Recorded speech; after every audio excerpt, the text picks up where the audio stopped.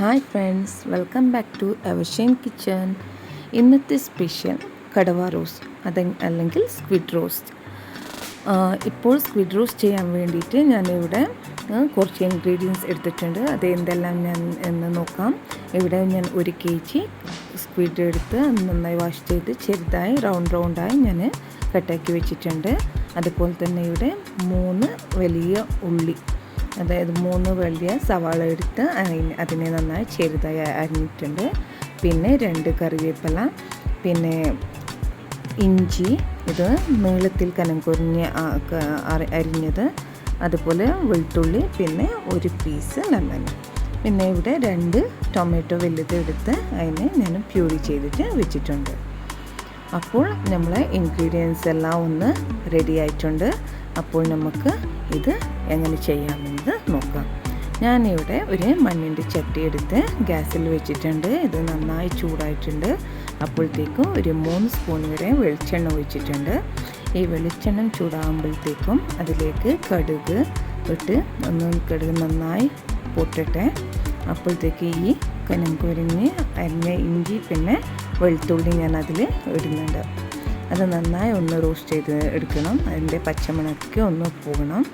അപ്പോഴത്തേക്ക് നമുക്ക് സവാള ഇടാം. ഇപ്പോൾ നന്നായി റോസ്റ്റ് ചെയ്ത് വരുന്നുണ്ട്. ഇതിൻ്റെ പച്ചമണമെല്ലാം പോയി ഒരു ബ്രൗൺ കളർ വരുമ്പോഴത്തേക്ക് നമുക്ക് അതിലേക്ക് സവാള എല്ലാം ഇടാം. ഇപ്പോൾ സവാളയും കൂടി ഒന്ന് നന്നായി റോസ്റ്റ് ചെയ്ത് ഇതും കൂടി ഒന്ന് ബ്രൗൺ കളർ ആകുന്നവരെ ഒന്ന് റോസ്റ്റ് ചെയ്തെടുക്കണം. നമ്മൾ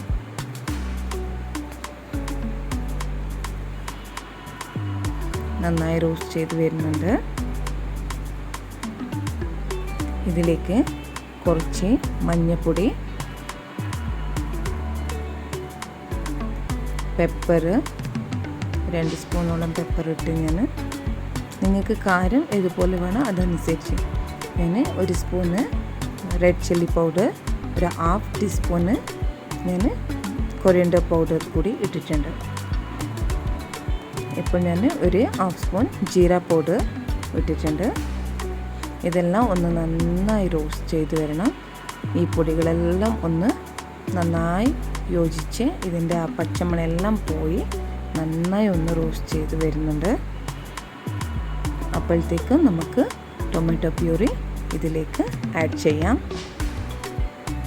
ഇതിൽ ഞാൻ 2 ടൊമാറ്റോ നന്നായി പേസ്റ്റ് ചെയ്ത് വെച്ചതാണ്.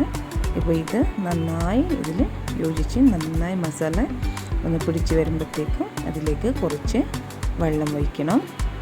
ഇത് നന്നായി തെളിച്ച് വരട്ടെ. കൂടുതൽ വെള്ളം വേണ്ട, നമ്മൾ ഒന്ന് വറ്റിച്ചെടുക്കാനുള്ളതാണ്. അപ്പോൾ കുറച്ച് വെള്ളത്തിൽ നന്നായി തെളിച്ച് അത് വറ്റി വരണം.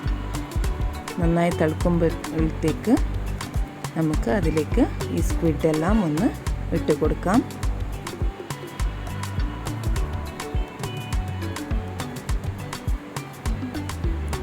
സ്ക്വിഡെല്ലാം നന്നായി അതിന് യോജിച്ച് വരണം. അതിനൊന്ന് നന്നായി മിക്സ് ചെയ്ത് എടുക്കാം.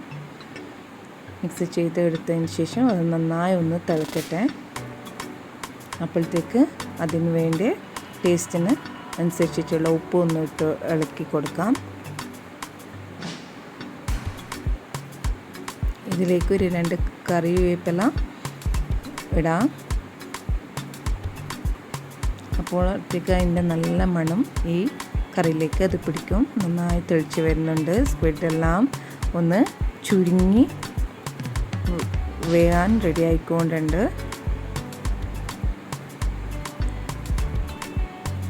ഇത് നന്നായി തെളിച്ച് വറ്റിക്കൊണ്ട് വരുന്ന അപ്പോഴത്തേക്ക് നമുക്ക് ആ 1 പീസ് ലെമൺ അതിലേക്ക് ആഡ് ചെയ്ത് കൊടുക്കാം. ഇപ്പോൾ നന്നായി വറ്റി വന്നിട്ടുണ്ട്. സ്ക്വിഡ് വേഗം വെന്ത് കിട്ടും. അത് കൂടുതൽ നേരം അതിനെ വേവിച്ചെടുക്കണ്ട. അതിലേക്ക് ഞാനിപ്പോൾ ഒരു 2 സ്പൂണ് വെളിച്ചെണ്ണ ഒഴിച്ച് കൊടുത്തിട്ടുണ്ട്. അത് നന്നായി ഒന്ന് ഇളക്കി കൊടുക്കുന്നുണ്ട്.